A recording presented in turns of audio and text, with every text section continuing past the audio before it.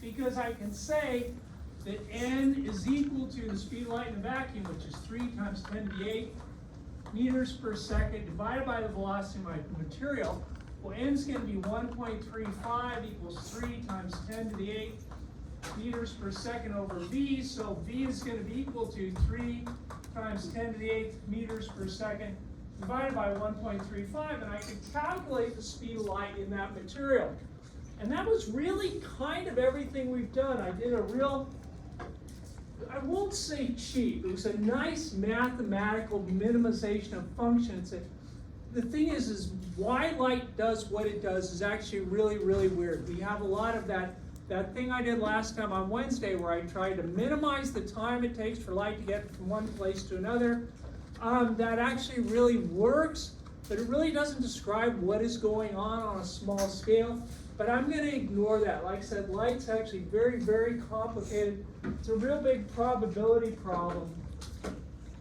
So I don't want to hassle with that. I'm going to say, yeah, light does take the shortest time path always. Although, like I said, that really doesn't describe what an individual photon, a piece of light, is doing. But the thing I noticed about this, because we got the index of refraction down here, was like I said, it's supposed to be, we got 1.35. It's supposed to be 1.33, but 1.35. You'll notice that when you go from faster, remember, the lower the index of refraction is, that means faster light's moving. This has to be a slower material. When I go from a faster to a slower material, then it bends in toward the normal, okay? Anytime I go from faster to slower material, it's going to bend in toward the normal. What happens when I do the reverse? Say I got something like this. Here's my imaginary normal like this. Let me say the index of refraction here is going to be 1.9. And let me say the index of refraction down here is going to be 1.4. And say I shoot a light beam in here at, let's call this 30 degrees. What's the angle the refracted beam is going to be bent at? So now I'm going from a slower to a faster material. You guys would look at this and say, hey, wait a minute, that's really going from the slower, because remember, light goes the same path forward as it does backwards. So if I just looked at this thing, I kind of know what's going to happen. If I go from a slower to faster material, light doesn't keep going straight, it bends farther away from the normal. But I should be able to check it here and find that really quick.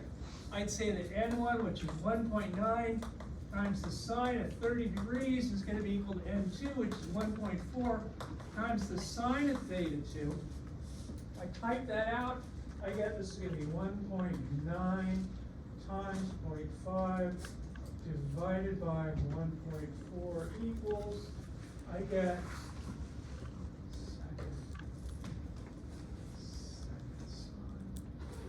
I think I get that theta 2 is going to be like 42.7 degrees.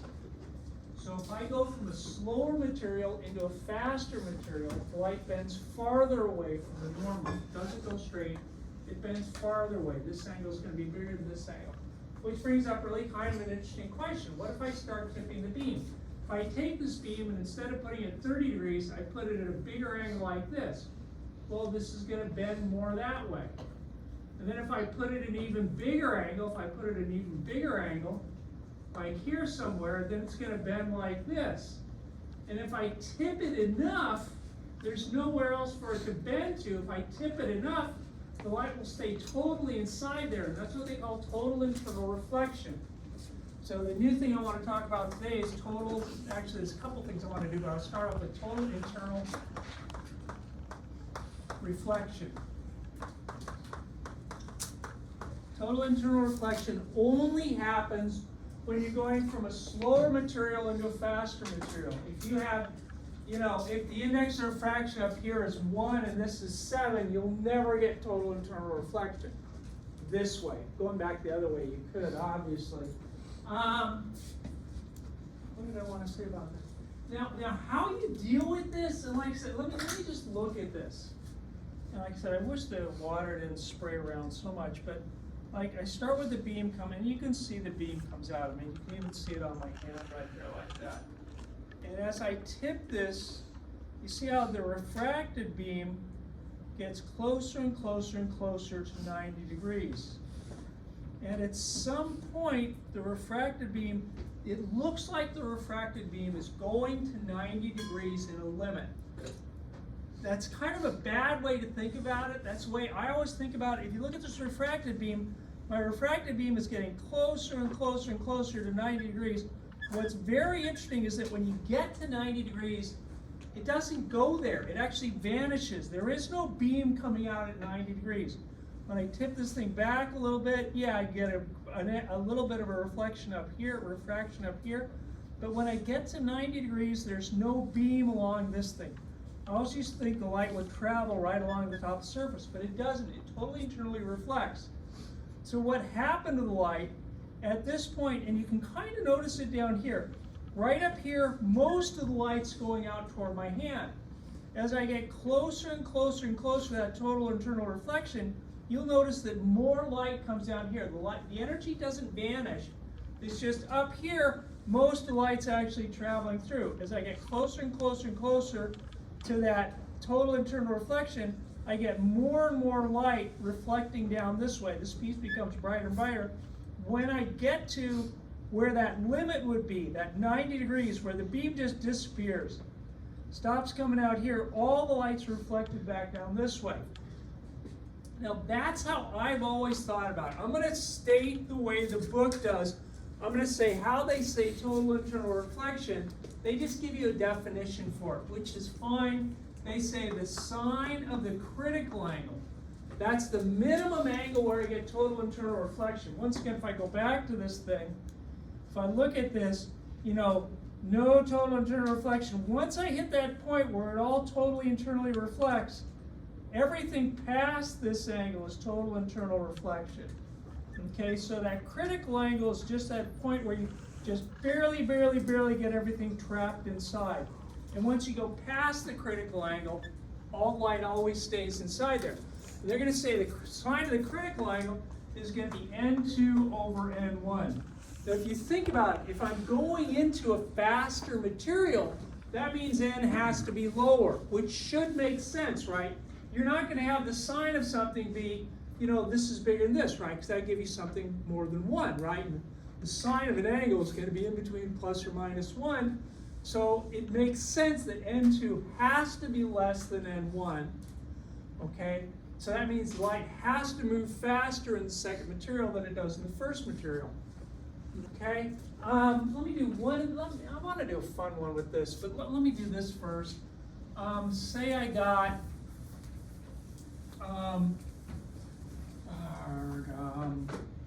here's my boundary. Let me say the index of refraction up here is going to be 1.3. Let me say the index of refraction down here is 2.4. No, I'm doing it backwards. I'm sorry. Let me do it like this. This is 2.4, and this is 1.3. What's the critical angle going to be? Because I'm going from slower to faster. If I tip it enough, there will be some angle where I get total internal reflection. What's that critical angle going to be? And you really can't just use this formula. That's fine. To be honest with you, and this is an indication of how bad my memory is, I can never remember that. I've always got to kind of think about this and piece it together. So I'll tell you how I do it. Like I said, it's nice if you can remember this stuff. Yeah, it makes sense that the sine of the critical angle, and this would be the logical way of doing it, you'd say the sine of the critical angle, so the light's coming in like this, and I want to find the critical angle. The sine of the critical angle is going to be equal to N2, which is 1.3, the faster material, divided by 2.4. And then I could take an inverse sine of both sides, and I go 1.3 divided by 2.4 equals second sine.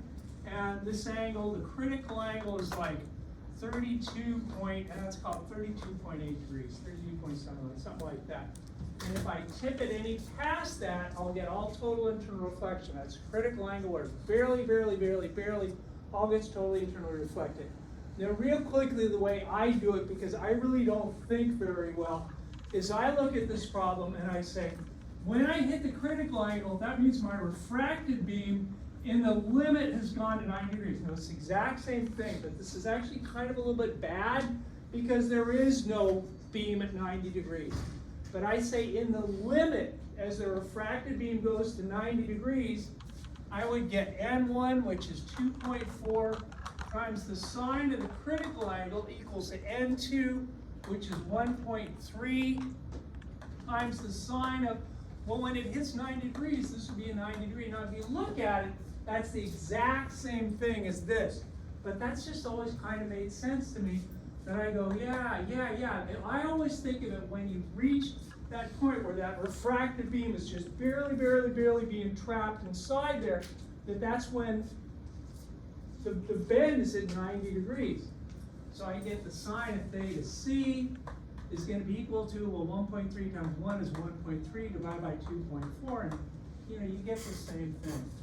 Now, however you want to do it, that's totally up to you. Most people are just going to memorize this thing, and that's great. But like I said, I get these mixed up all the time. I got to go back and I got to think about, oh yeah, the refracted beam is at 90 degrees. It makes more sense. I want to do a fun one with this. And this isn't nasty. I have done this on final exams before with a lot of hints in it, because this is a tough problem to do for a lot of reasons. But it's a nice problem to look at. There's no calculus in it. I'm going to get a 60, 60, 60 triangle, something like this. So each one of these angles is 60 degrees. Okay. And now we did something like this last time. We did essentially half of this thing. We did this part, and we shined a light through it. We saw light bent, and that light bent again like that, and it bends something like that. I could do a similar thing with this. I don't know what I'm going to do on the final. As far as the geometric optics problem goes, if I say that the index of refraction is 1.5, I call that a piece of glass.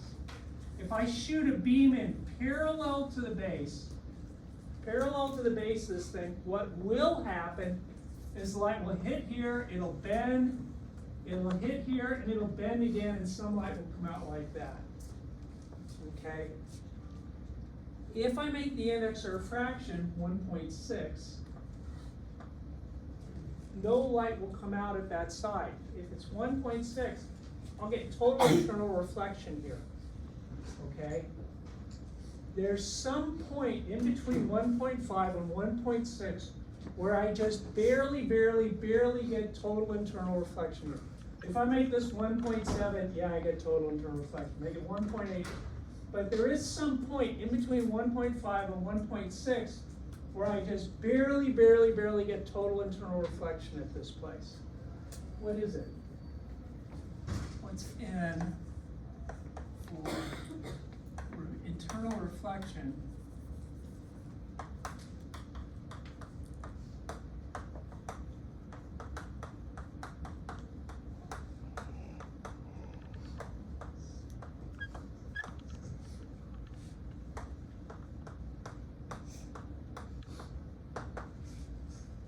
This is a fun one, and there are some fun things. There's a lot of fun things with these problems that aren't fun. They're really tricky. But I did an example. I'm getting way off topic. I did an example in lab where I had total internal reflection of a tube like this, and I was doing the problem one way, and for years, I said that the index of refraction was 1.5 for this tube. And just off the top of my head, I just said, well, this one day, let me change this to 1.8. It makes it into a totally different problem, because if I try to solve this by working backwards, which is what I'm going to do on this problem, if I try to solve this problem by working backwards, I'm actually past the critical point for this side. Okay? But like I said, after doing this problem, that should make that a little bit more obvious. It's these things can be, these things can be fun. What am I trying to say in a long roundabout way?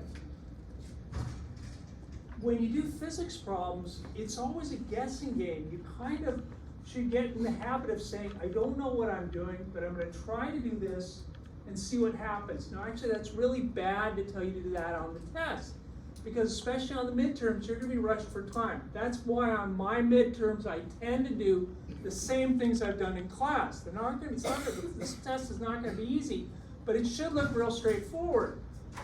But a lot of other times, and I try to put one or two problems like this on the final where you just look at it and you go, what the heck is going on? And it's just, you just try. If you wind up going down a blind alley, then you back up and you try something else. These problems can be fun. How would I find this index or fraction? I mean, it's like, what am I going to do with this? And I'll just tell you the way to do the problem is to do it backwards. And that's not always the case, but with this problem, it really is probably the best way to approach it. Say I just barely get total internal reflection here. I'm just barely getting total internal reflection. So how can I deal with that? Well, what I can say is that, you know, I got some sort of normal like this, and I'm going to use my idea for the total internal reflection. I'm going to say, let me call this theta, theta 3, because I don't want to, no, let me just call it theta for right now. Let me just call it theta. It look kind of ugly if I do it some different way. Let me just call it theta. If that's the critical angle, I can say that n, which is the index or fraction of this, times the sine of whatever that critical angle is, has to be equal to, and let me say the index or fraction outside is 1, just to make it fun. Actually, if the index or fraction was different, like if I stuck this thing down inside water, I might actually have a beam coming out, right? Because it would bend different depending on what the two surfaces are, okay? But this is going to be equal to 1 times the sine of, yeah, I barely want total internal reflection, that's 90 degrees. So I can say the sine of that angle, calling it theta, that's going to be equal to 1 over n, which is not real pretty. But you know you want an angle here, so I'm going to take a sine inverse of both sides. And like I said, you guys have seen this. You guys have done this stuff in your pre-calculus class. You've done this stuff a bunch of times. Theta is sine inverse of 1 over n. Not nice, but that's what it is. It's sine inverse 1 over n. And like I said, what I'm doing on this geometric optics problems is I'm just trying to fill things in. So I say, okay, this angle right here is the sine inverse of 1 over n. That's that angle right there. So what do I do now? And it's like, I don't know, so I just start filling things in. Just start filling things in and see where you wind up. You say, well, you know, I know that this thing is 90 degrees right here, so this angle here, this one right here, this has to be 90 degrees minus the sine inverse of 1 over n. That's what that angle has to be, right? I don't know what n is, but that's what that other angle has to be. Now I can say, you know what? I could figure out what this angle is going to be, right? Because I know this plus this has to be 180 degrees. So my next step is going to be, I'm going to say, well, let me call this angle x, whatever. Let me say x plus 60 degrees plus this is 90 degrees minus the sine inverse of 1 over n. That's going to be equal to 180 degrees. So I can solve for what x has to be. And like I said, where this is going is not obvious, and I haven't hit the bad part yet. If I solve this thing for x, I think I get that x is equal to 30 degrees plus the sine inverse of 1 over n. Okay? Well, what's x? X, that's this angle. So this angle right here is going to be 30 degrees plus the sine inverse of 1 over n. Now, I don't want that angle. I don't want to measure from the surface. The weird thing about all this stuff is you really could rewrite all these equations and measure your angles from the surface as opposed to the normal. There is an advantage. We always do it this way, and it always sticks with this, because there really is an advantage to dealing with the normal as opposed to the tangent at the surface. There is. It's actually a little bit easier to deal with, but it's not, whatever. This is the way they've always done it, so I'm just going to stick with this. Yeah, lottery again. anyways, I know what this angle is, and I say, wait a minute, if I draw a normal through here, now I can figure out what this angle is, right? Right? Because this plus this has to be 90 degrees, right? So that makes sense? The normal has to be at 90 degrees surface, so this piece plus this little piece has to be 90 degrees. So now I can say that, let's call this angle y. I can say y plus, that's going to be 30 degrees, plus sine inverse of 1 over n, that has to be equal to 90 degrees, right? Those two pieces have to add up to 90 degrees. And so you could say, well, angle y has to be that 60 degrees minus the sine inverse of 1 over n. Sine inverse of 1 over n. Right? Does that kind of make sense? Okay. Now I got the angle right here. This angle is going to be 60 degrees minus the sine inverse of 1 over n. Just like we did in class last time, you would say, well, since this is parallel to the base, these are two parallel lines, this angle's got to be 60 degrees. The normal is it's 90 degrees from the surface, so 60 plus this has to be 90. This has to be 30 degrees. Okay, now I'm just going to use Snell's law. I'm going to say, sorry, I need some space. I'm going to say 1, that's the next fraction outside, times the sine of 30 degrees has to be equal to, well, I don't know what n is, but n's the inexor fraction of that prism, whatever, times the sine of, and what was that angle again? That angle was 60 degrees minus the sine inverse of 1 over n. Okay? I got one equation, one unknown. You can solve this. It's not a pretty deal because, man, once you get things involved in trig, not only trig functions, but I've got it in inverse trig functions inside there. How am I going to do that? Well, you would say, oh yeah, I got my angle addition formulas. I can break that up. You guys remember what the angle addition formulas are, right? Because I've yelled about that a bunch of times. The angle addition formulas are really, really nice. The sine of A plus or minus B is going to be sine A cosine B, same sign, plus or minus sine B cosine A. It's really, really nice. The other one is the cosine of X plus or minus Y is going to be cosine X cosine Y. Opposite sign, so that's minus plus sine X sine Y. Because angle addition formulas, man, there's no way you're ever going to be able to drive those things off the top. I could not even start. And I've actually had to do it a couple times. I could not even start trying to figure those things out. But if you have your angle addition formulas, you can do almost anything between this and your Pythagorean theory of identity, that's sine squared x plus cosine squared x is equal to 1. You can get almost any identity you're ever really going to need to deal with. But if you don't remember these things, man, you aren't going anywhere. So I'm going to use that. I'm going to expand this. I'm going to say, where's it going? I'm going to say that sine,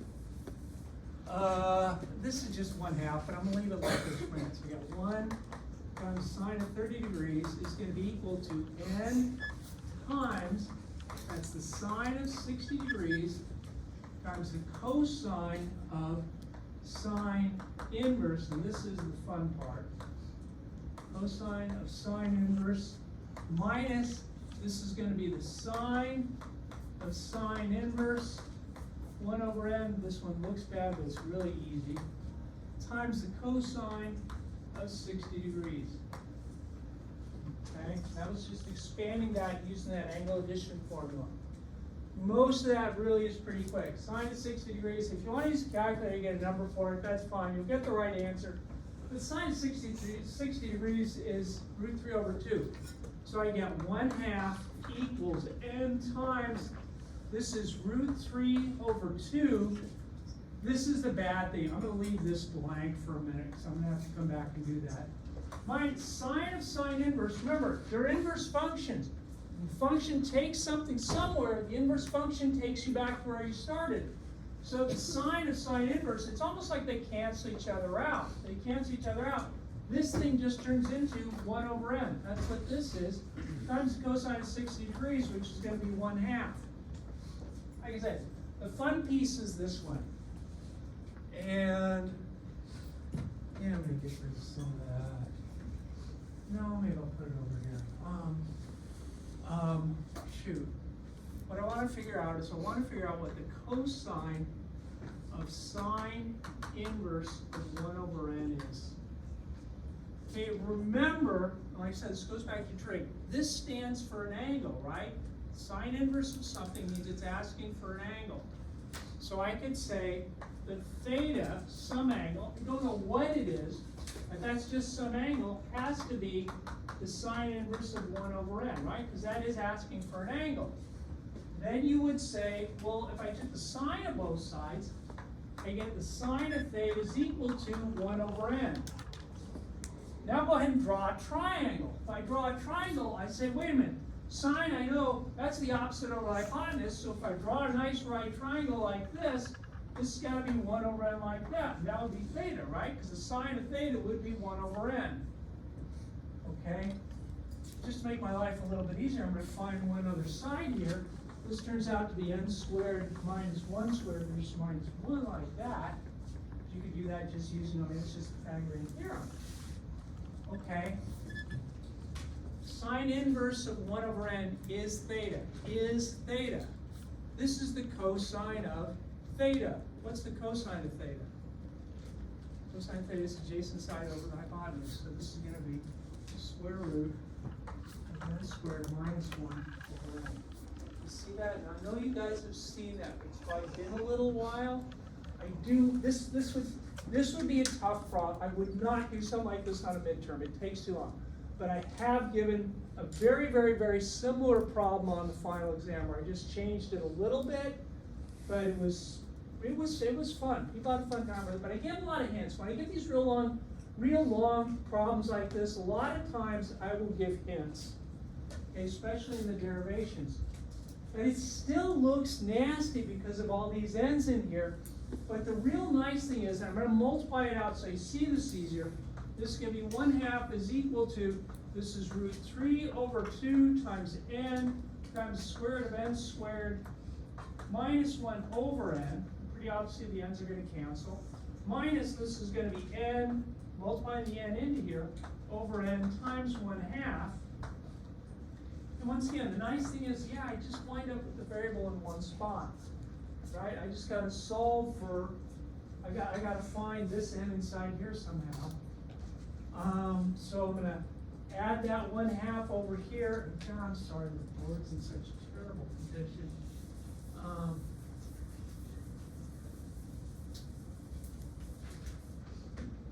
If I add that 1/2 over there, I get 1, right? Because to get rid of the minus, I have to add a half to both sides. So 1 is equal to, this is square root of 3 over 2 times the square root of n squared minus 1. I want to square both sides just, and you could do it legally right now, just out of habit. I like to get the radical by itself on one side, which actually doesn't make this any problem any harder or easier, but I like to get the radical by itself, so I get the square root of n squared minus 1 is equal to 2 over the square root of 3. Yeah, I'm going to square it, so I don't care about squaring the denominator. If I square both sides, I get 4 over 3 is equal to n squared minus 1, bless you. If I add 1 to both sides, right, to get rid of that 1, I get n squared is equal to 7/3. So n is going to be the square root of 7/3. Once again, I'm only taking the positive value because the index of refraction is always going to be positive. You guys know index square root, you get a plus or minus, but there's no such thing as a negative index of refraction. This is 7 divided by 3 equals square root. I get the index of refraction where the light would just barely first get trapped inside at that first refraction inside there. is like 1.527, whatever, 5. It's a little bit more, it is in between 1.5 and 1.6, but that would give me that thing. Anyways, that's all I want to do for total internal reflection. Dang it, yeah. Okay.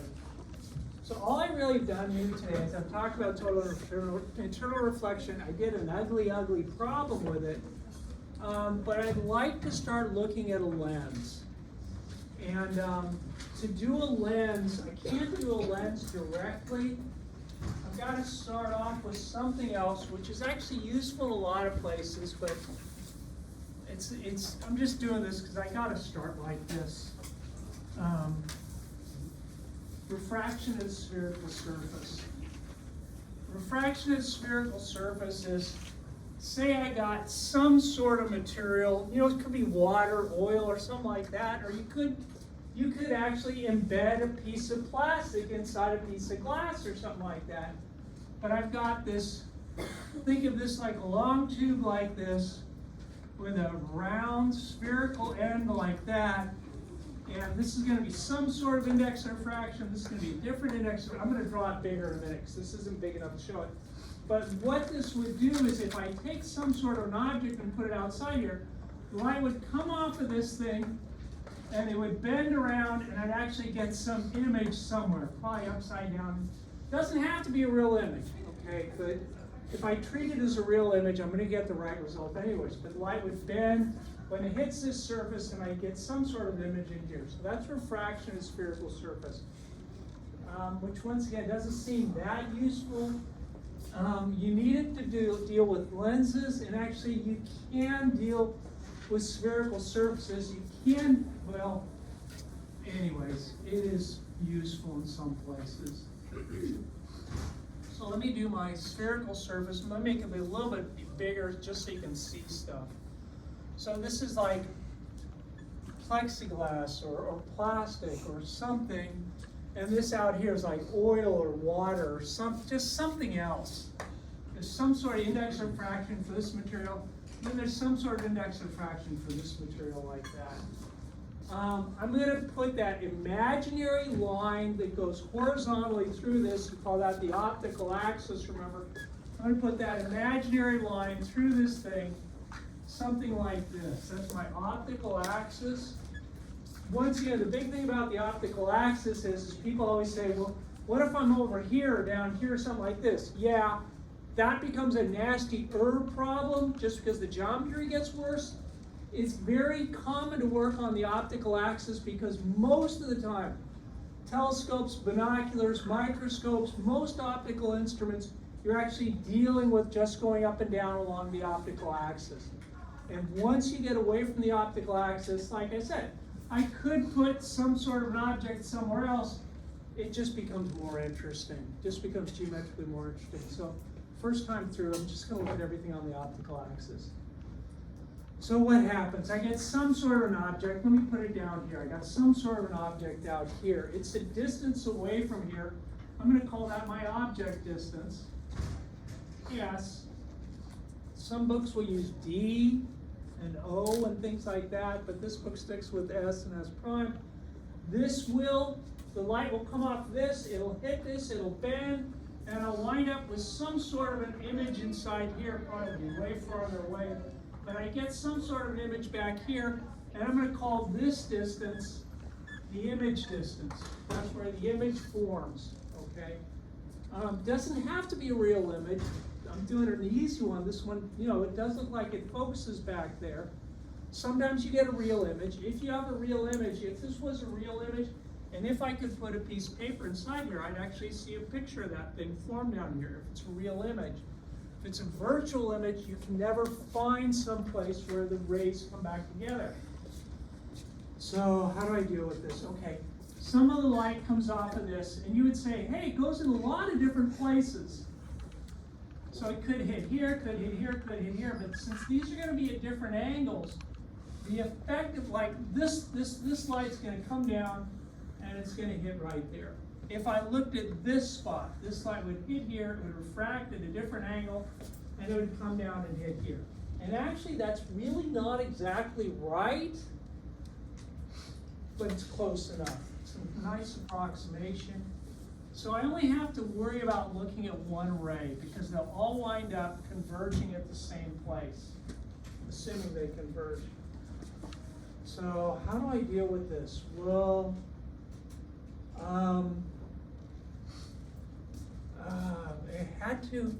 it had to bend somewhere right here, right? Because it was going straight and then it bent. And this is going to be some sort of, that's my normal to the surface like that. So how would I start this thing? Just be Snell's law, okay? This thing starts with Snell's law because I got a refraction at that surface. I'm going to say,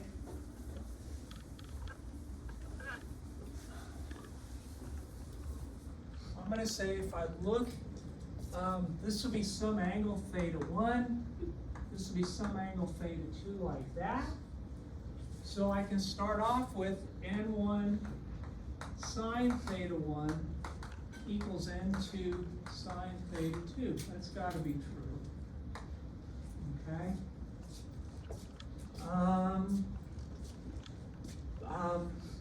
Yeah, but it's not a really useful form. I mean, that has to be true, but it's not a really useful form. It'd be nice to write things in terms of these lengths somehow.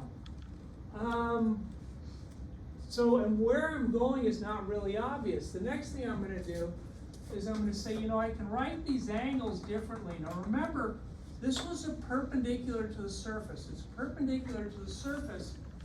This has to come back and go through the center. So this has to be a radius. Let me just draw that and look at that for a second. Say I could draw a perfectly round circle like that. If I look at a perpendicular right here, this perpendicular, if I follow it back, that goes right to the center. If I look at a perpendicular right here, it goes right to the center. Perpendicular right here, goes right back through the center, if I could draw these things right. So this perpendicular to the surface, this has to be a radius. From here to here, it has to be a radius. That has to be a radius. What's that good for? Like I said, where I'm going is not really out. So I'm going to name these angles. I'm going to say this angle is A. I'm going to say this angle from the radius is B, and I'm going to call this angle C. And hopefully I can do something with that. Like I said, it's really not an obvious direct derivation. I'm going to say, well, one thing you guys know from geometry is that when you have a triangle, an exterior angle is like when you extend one of the sides. Like if I have a triangle like this, I'd call this an exterior angle, right? You guys do that? And you know that this angle and this angle have to add up. The two opposite interior angles have to add up to your exterior angle. I'm going to use that idea. I'm going to say, this angle right here, that's an exterior angle for this triangle. This angle here is an exterior angle for this triangle. So this exterior angle has to equal the sum of the opposite interior angles. So I can say theta 1 has to be A plus B. Great. I'm going to do the same thing with this angle. This angle has to be this one plus this one, the sum of the opposite interior angles. So I can say angle B has to be equal to theta 2 plus A, whatever A is. It's a little bit easier to deal with this in terms of the angle, so I'm going to say theta 2 is going to be equal to B minus A. B minus, no, this is C. That's C. I'm sorry. That's a C. B minus C like that. Yeah. So it was over here. Okay. So now I can write, I know what my angles are, so I can say N1 times the sine of theta 1, which is the same thing as A plus B, is equal to N2 times the sine of theta 2, which is B minus C. And, which once again is perfectly valid formula, and it's actually absolutely correct. But it gets to be really difficult to deal with those angles inside there, so what I'm going to do is I'm going to say, you know what, the angles are really, really small, and you will always notice this with any sort of simple lens, that it goes out of focus as you move from one place to another on what you're looking at. I'm going to say that, yeah, there's small angles. You know small angles, sine theta is really about equal to the angle. So I could write this as, for small angles, it's the same thing as n times a plus b equals n2, that's n1, sorry, n2 times b minus c.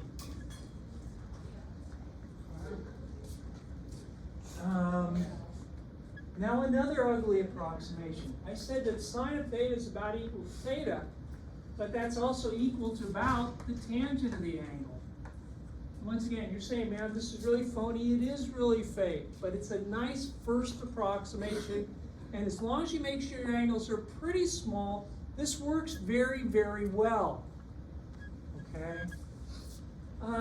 Well, what is the tangent of this angle? Because I want A, but if I can look at the tangent of this angle, which is the same thing as the angle, I need something here. I'm going to call this height h, and then introduce another problem. Because I'd like to say the tangent of this angle is this over this. But you would say, wait a minute, you're ignoring this piece. Yeah, this little piece right here, I'm going to say that this angle is so small that this deflection, this distance here, is so tiny I can just ignore it. So the tangent of A, which is really, really close to the angle, the tangent of A is going to be h over s. So this is n1 times h over s plus, well, the tangent of B, and like I said, the tangent of B is really the same thing as the angle. So the tangent of B is going to be this divided by, well, this length has to be the radius, right? The radius has to stay constant. So this is h over r. This has got to be equal to n2 times b minus c. Well, b we already figured out. That's h over r minus c. And c is going to be the tangent of c, which, like I said, tangent of c is really the same thing as the angle. The tangent of c is going to be h over, once again, it's not s prime, but it's really, really close, because I'm saying this piece is really, really short. So this is h over s prime. Doesn't look very nice, but I can clean this up, and I can get a nice result for this thing. And the whole reason I'm doing this is you have to be able to deal with the refraction of a spherical surface to deal with other geometric optics types problems. I get, let me just cancel the h's out. I get n1 over s plus n1 over r is equal to n2 over r minus n2 over s prime.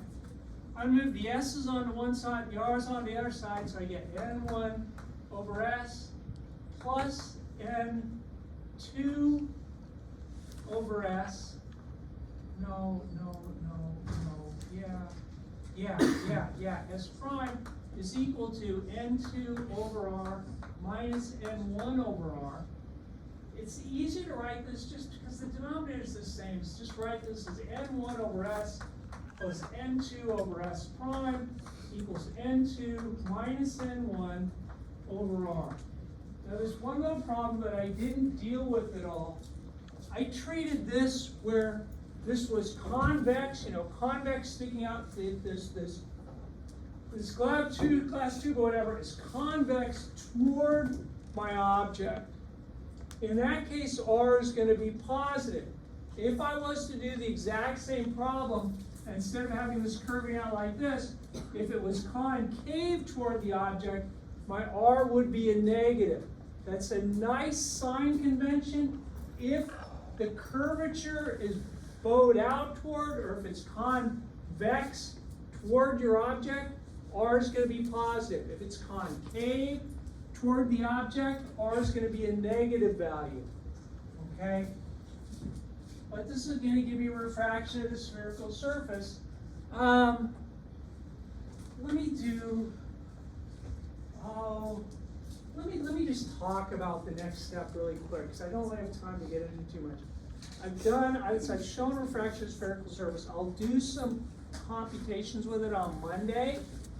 But the thing is that a lens is just two spherical surfaces matched together.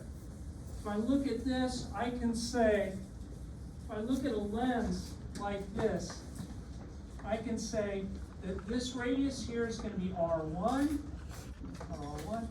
This radius here is going to be R2. If I treat my object on this side, I always go from left to right. It's just me, whatever. This is R2 like that. If you think about it, I'm going to get refraction at this first surface, and then I get refraction at this surface. What I can do is just take those two equations, and all I'm going to do is add them together. I'm going to look at refraction. Now the tricky part is that from the first lens here, it'll make an image over here. That'll become a virtual object, which you guys hopefully saw in the lab. A virtual object, that's going to be a negative object distance. And I'll do this next time, and it's just applying that thing